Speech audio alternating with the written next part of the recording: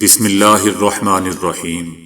السلام علیکم دوستو، دنیا بھر کی خبروں میں آج آپ سنیں گے، لیکن اس سے پہلے اگر ہو سکے تو لائک اور سبسکرائب کا بٹن ضرور دبا لیں۔ شکریہ۔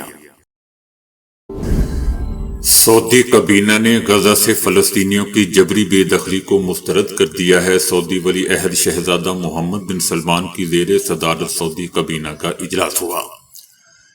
فلسطینیوں کی بے دخلی سے متعلق اسرائیلی بیانات کی مذمت کی گئی۔ اس کے علاوہ سعودی کابینہ نے دو ریاستی حل کو بھی خطے کے مستقل امن کی بنیاد قرار دیا۔ امریکی صدر ٹرمپ نے حکومتی اخراجات میں کٹوتی کے معاملے پر ججوں کی جانب سے مخالفت پر سخت تنقید کرتے ہوئے کہا ہے کہ امید ہے کہ جج مجھے وہ کرنے دیں گے جس کے لیے عوام نے مجھے منتخب کیا ہے۔ وائٹ ہاؤس میں دوستو، صدر ٹرمپ نے مختلف ایگزیکٹو آرڈر پر دستخط کیے ہیں۔ اس موقع پر ایلان مسک بھی ان کے ہمراہ تھے۔ امریکی صدر کا کہنا تھا کہ بہت بڑے پیمانے پر دھوکہ دیا جا رہا ہے، جج ہمیں فراڈ کا پتہ چلانے سے کیسے روک سکتے ہیں۔ ٹرمپ کا مزید کہنا تھا کہ میں ہمیشہ عدلیہ کے فیصلے پر عمل کرتا ہوں، عدالتی فیصلے کے خلاف اپیل کریں تو معاملے میں تاخیر ہوتی ہے۔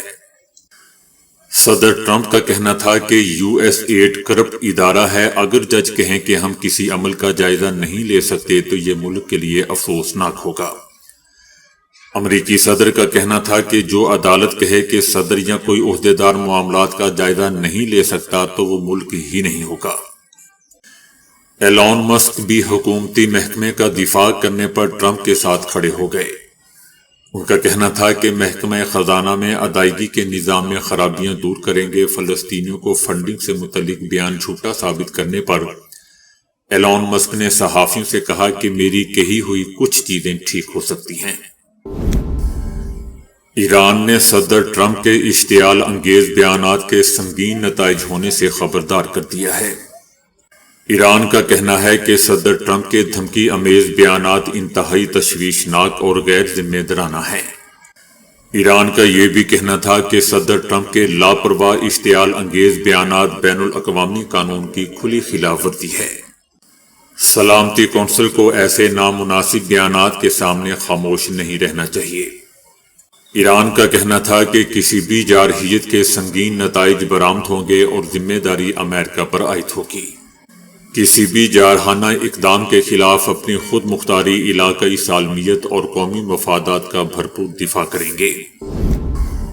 اردن کے بادشاہ شاہ عبداللہ دوم نے امریکی صدر ٹرمپ سے ملاقات کی ہے۔ اس موقع پر صدر ٹرمپ کا کہنا تھا کہ ہم غزہ کو خریدنے نہیں جا رہے، غزہ کو امریکی انتظامیہ کے ماتحت لیں گے۔ ان کا کہنا تھا کہ اسرائیل سے مغربی کنارے کا الحاق بھی ہوگا۔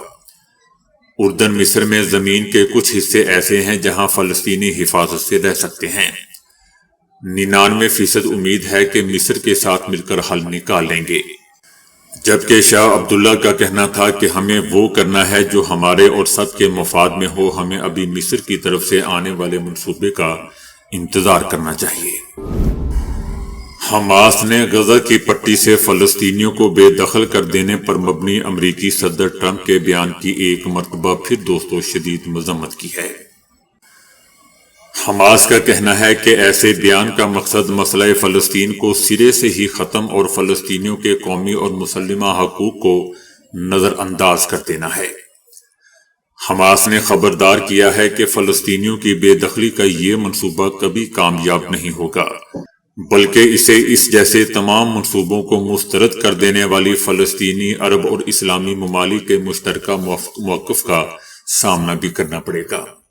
حماس کا کہنا تھا کہ قابض اپنی انسانیت سوز حملوں اور وسیع قتل عام کے ذریعے بھی کچھ حاصل نہیں کر پائے، اب جبری نقل مکانی کے ان منصوبوں کے ذریعے سے بھی کچھ حاصل نہیں کیا جا سکے گا۔ حماس کا کہنا تھا کہ یہ قابض صہیونی ہی ہیں جنہوں نے اپنے عہد و پیمان پر عمل نہیں کیا، لہذا ہر قسم کی تاخیر یا حالات میں پیچیدگی کی ذمہ داری بھی انہی لوگوں پر عائد ہوتی ہے۔ حماس نے خبردار کیا ہے کہ جب تک قابض جنگ بندی کے معاہدے پر قائم رہیں گے ہم بھی اس پر قائم ہیں، جبکہ یہ ایک ایسا معاہدہ ہے کہ جو ثالثوں یعنی مصر، قطر اور امریکہ کی واضح ضمانتوں کے ذریعے طے پایا تھا۔ اور اس حقیقت پر پوری عالمی برادری گواہ ہے۔ بین الاقوامی فوجداری عدالت نے نومبر 2024 میں جنگی جرائم ثابت ہو جانے کے بعد اسرائیلی وزیر اعظم نیتن یاہو اور وزیر دفاع کے وارنٹ گرفتاری جاری کر دیے تھے۔ اس کے بعد دوستوں، مغربی کنارے پر صہیونی رجیم کے جارحانہ اقدامات میں شدت آئی ہے۔ اس علاقے میں روزانہ کی بنیاد پر صہیونی فوج کی چڑھائی، فلسطینی شہریوں کی گرفتاری اور یہودی بستیوں کی تعمیر میں اضافہ دیکھا جا رہا ہے، جو بین الاقوامی قوانین کی واضح آپ جانتے ہیں کہ خلاف ورزی ہے۔ مغربی کنارے میں غاصب صہیونی رجیم نے شہری اداروں کی سرگرمیاں بند کر دی ہیں، جبکہ 24 ایکڑ زمین نئی یہودی بستیوں کی تعمیر سے مخصوص کر دی ہے۔ ان اقدامات سے ظاہر ہوتا ہے کہ غاصب صہیونی رجیم مغربی کنارے کو اپنے ساتھ ملحق کرنے کا ارادہ رکھتی ہے۔ تجزیہ کاروں کا کہنا ہے کہ اب صورتحال یہ ہو چکی ہے کہ اسرائیل کا نمائندہ اہم ترین بین الاقوامی پلیٹ فارم پر جا کر اقوام متحدہ کا منشور پھاڑ دیتا ہے۔ سیاسی تجزیہ کار سمجھتے ہیں کہ اسرائیل کی جانب سے مغربی کنارے میں شدت پسندانہ اقدامات میں اضافہ اور جارحانہ پالیسیاں اپنائے جانے کا سبب اس رجیم کے اندرونی حالات ہیں۔ نیتن یاہو پر اندر سے شدید سیاسی اور قانونی دباؤ پایا جاتا ہے، جس کے باعث وہ ممکن ہے کہ مغربی کنارے کو اپنے ساتھ ملحق کر کے فلسطینیوں سے تعلقات میں مزید کشیدگی پیدا کرنے کی کوشش کرے تاکہ اس طرح مزید اقتدار میں باقی رہ سکے۔ فرانس کے صدر میکرون نے بھی امریکی صدر ٹرمپ کے غزہ سے متعلق منصوبوں کو مسترد کر دیا ہے۔ فرانسیسی صدر میکرون نے غزہ کے متعلق امریکی صدر ٹرمپ کے پیش کیے گئے منصوبوں کو مسترد کرتے ہوئے کہا ہے کہ 20 لاکھ لوگوں سے یہ نہیں کہا جا سکتا کہ آپ کہیں اور چلے جائیں۔ فرانسیسی صدر کا کہنا تھا کہ فلسطینیوں اور ان کے عرب پڑوسیوں کی عزت اور احترام کا خیال کیا جائے۔ یہ ریئل اسٹیٹ آپریشن نہیں ہے، یہ سیاسی آپریشن ہے۔ صدر میکرون نے غزہ جنگ پر نیتن یاہو سے اپنے اختلافات کے بارے میں بتاتے ہوئے کہا کہ میں نے ہمیشہ اسرائیلی وزیر اعظم سے اپنے اختلافات کا اعادہ کیا ہے۔ سیولینز کو نشانہ بنانے والا اتنا بڑا آپریشن درست نہیں تھا۔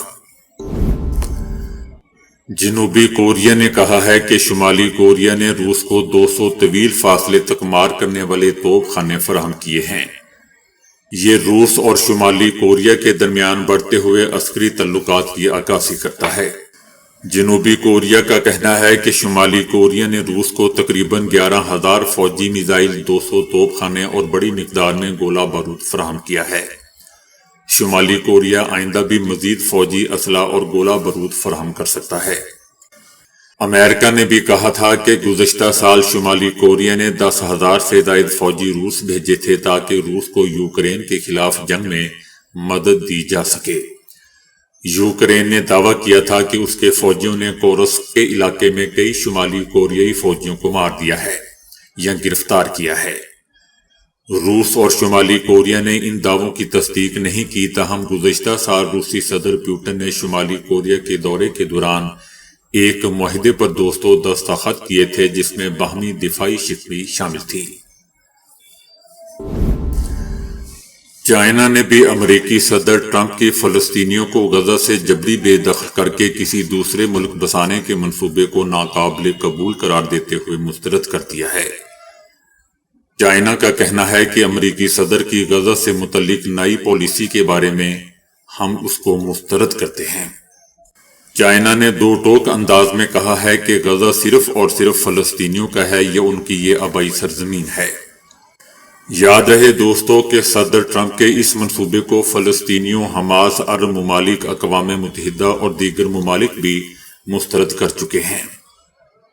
یہ بھی یاد رہے کہ امریکی صدر کا کہنا تھا کہ وہ غزہ کی تعمیر نو کریں گے، تاہم فلسطینیوں کو وہاں سے دوسرے ممالک میں بسائیں گے۔ صدر ٹرمپ نے یہ بھی تجویز رکھی تھی کہ فلسطینیوں کو مصر اور اردن میں بسایا جائے گا، کیونکہ یہ ممالک امریکہ سے مالی امداد لیتے ہیں، اس لیے آمادہ ہو جائیں گے۔ Army chief general Asim Munir نے نوجوانوں کو پاکستانیت کے جذبے کو اپنانے کی تلقین کی ہے اور تخریب کاری کے خلاف جنگ میں قوم کی قربانیوں کو بھی سراہا ہے۔ ISPR کا کہنا ہے کہ chief of army staff general Syed Asim Munir نے پاکستان بھر سے آئے ہوئے نوجوان یونیورسٹی اور کالج کے طلباء سے خطاب کیا۔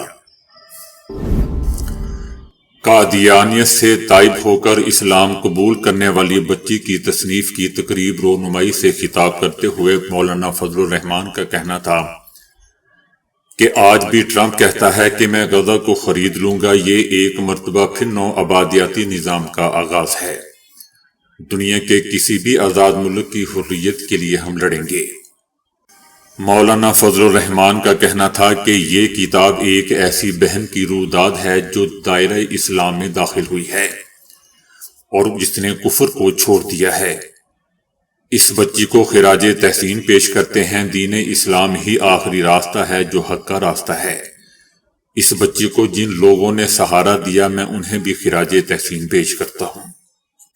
ان کا کہنا تھا کہ چیف الیکشن کمشنر نے اپنی ذمہ داریاں ٹھیک نہیں نبھائیں۔ الیکشن کمیشن نے اسٹیبلشمنٹ کی کٹپتلی کا کردار ادا کیا۔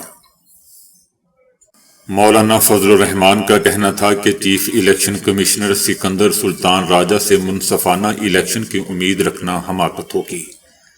چیف الیکشن کمشنر سکندر سلطان راجہ کو چلے جانا چاہیے تاکہ نئے لوگ آ سکیں۔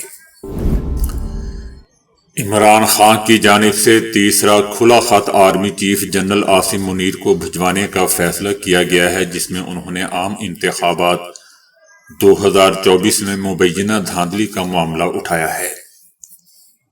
عمران خان کا خط 6 پوائنٹس پر مشتمل ہوگا۔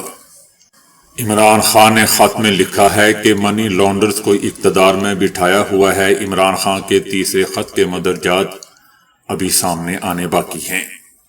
عمران خان نے کہا ہے کہ تخریب کاری رول آف لا نہ ہونے کی وجہ سے بڑھ رہی ہے۔ عمران خان کا کہنا ہے کہ 18 لاکھ لوگ ملک چھوڑ چکے ہیں۔ 20 ارب ڈالر کا سرمایہ ملک سے باہر چلا گیا ہے۔ عمران خان کا کہنا تھا کہ ہم نے جب حکومت چھوڑی معیشت کی گروتھ 6.4% تھی۔ دوستو یاد رہے کہ آرمی نے کہا تھا کہ اول تو کسی قسم کا عمران خان کا ہمیں خط ملا ہی نہیں، اور اگر ایسا کوئی خط بھی ہے تو اسٹیبلشمنٹ کو اسے وصول کرنے کا رتی بھر بھی شوق نہیں، کیونکہ اسٹیبلشمنٹ پہلے ہی یہ بات واضح طور پر بتا چکی ہے کہ اگر کسی بھی معاملے پر بات کرنی ہے تو سیاستدانوں سے کی جائے، ہم سے نہیں۔ عمران خان نے شیر افضل مروت کو پارٹی سے نکالنے کی ہدایت کر دی ہے۔ رکن قومی اسمبلی شیر افضل مروت کو پارٹی سے نکالنے کا فیصلہ کر لیا گیا ہے۔ اس حوالے سے عمران خان نے پارٹی رہنماؤں کو ہدایت جاری کر دی ہے کہ شیر افضل مروت کو پارٹی سے نکال دیا جائے، باہر کیا جائے۔ پاکستان تحریک انصاف عمران خان کی جانب سے دی گئی ہدایت کے بعد پارٹی رہنما جلد شیر افضل مروت کی بنیادی رکنیت ختم کرنے کا نوٹیفیکیشن جاری کریں گے، اور بنیادی رکنیت ختم ہونے پر شیر افضل مروت سے بطور رکن قومی اسمبلی استعفیٰ بھی طلب کیا جائے گا۔ یاد رہے دوستو کہ شیر افضل مروت کے ثوابی جلسے میں کردار پر پارٹی رہنماؤں نے عمران خان سے شکایت کی تھی۔ نواز شریف نے عمران خان پر سخت تنقید کرتے ہوئے کہا ہے کہ بے ایمانی کے ساتھ آئے ہوئے شخص نے ملک کی بنیادیں ہلا کر رکھ دی۔ نواز شریف کا کہنا تھا کہ زوال کا رخ ترقی کی طرف موڑ دیا ہے۔ معاشی اشاریوں کی بہتری پاکستان کی بہتری ہے۔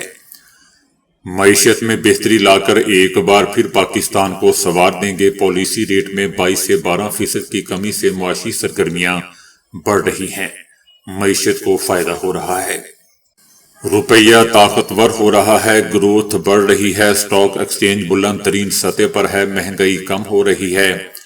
بے ایمانی کے ساتھ آئے ہوئے شخص نے ملک کی بنیادیں ہلا دی تھیں۔ ہم نے پاکستان کی خاطر ہنستے ہوئے قربانیاں دی، آگے بھی دریغ نہیں کریں گے۔ نواز شریف کا کہنا تھا کہ شہباز شریف کی محنت رنگ لا رہی ہے۔ IMF نے بھی معاشی بحالی اور پاکستان کے ترقی کی طرف بڑھنے کا اعتراف کیا ہے۔ پنجاب کی رونقیں اور خوشیاں بحال ہو رہی ہیں۔ پاکستان سیاہ اندھیروں سے باہر آ رہا ہے۔ نواز شریف کا کہنا تھا کہ پہلی دفعہ سوئے ہوئے محکموں کو بھی کام پر لگا دیا گیا ہے۔ تو دوستو ابھی کے لیے اتنا ہی۔ ویڈیو کو لائک اور شیئر کرنے کا بہت بہت شکریہ۔